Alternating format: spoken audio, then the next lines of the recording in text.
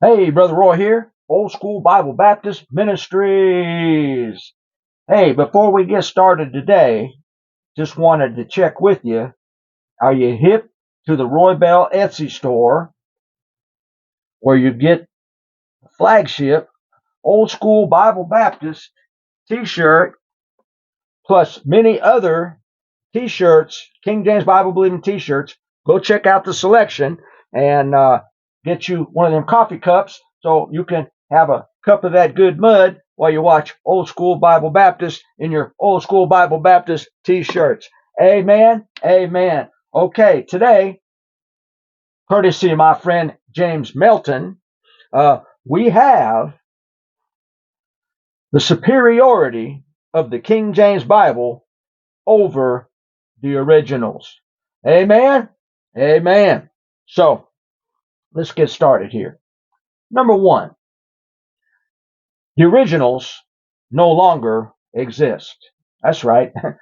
They turned to dust centuries ago. Guess what? I got the King James Bible right here in my hand. It exists. The originals are not here, cannot be consulted, do not exist. Amen? Two, the originals were never a single book, right? They were never put all together. The original manuscripts from the authors were never all put together in one book that you could hold and read and believe. They are here. Amen. Three, common people couldn't read the originals even if they had them. You know what I'm saying? Hey, who can read ancient Greek and ancient Hebrew? Huh? So even if the originals were all together in one book, what good would they do you? You've got it right here in English. Every word pure, preserved, perfect. Amen. Listen, the originals had no chapter and verse markings. And anybody who's been in the Bible any amount of times knows just how important those are. And when you do a deep dive into the numbers, you can see that they were inspired by God. Amen. Now, the originals never produced the quality and quantity of fruit that the King James Bible has produced. That's right. It was this book, the King James Bible, that when God put it together into the universal language of the end times, when the British Empire ruled the known world, and then it came to America, that missionaries took this book and carried the gospel to the entire world. This book, missionaries with this book, has borne more fruit, sold more copies, won more souls, started more revivals, more movements. Nothing comes anywhere near to the fruit that has been borne by God's perfect word. Hey, this is the one that God uses and the devil hates. Amen? Amen.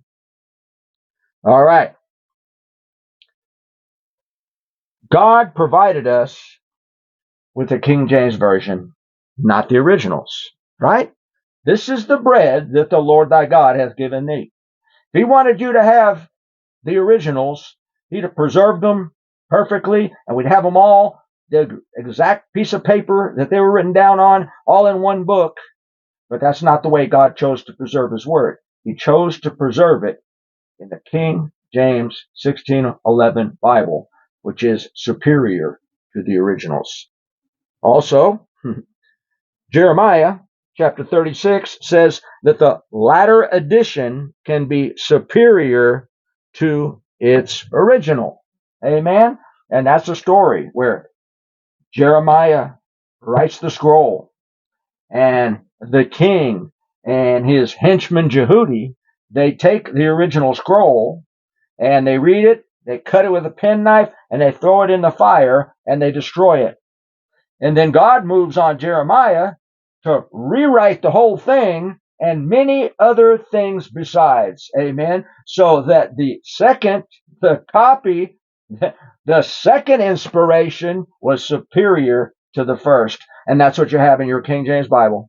God has taken the Hebrew Old Testament and the Greek New Testament, and he has put them together in one perfect Bible with chapter and verse markings in the universal language of the end times that anyone on the planet can go to and have the exact, pure, perfect words of God, which are superior to any Greek or Hebrew manuscripts in existence.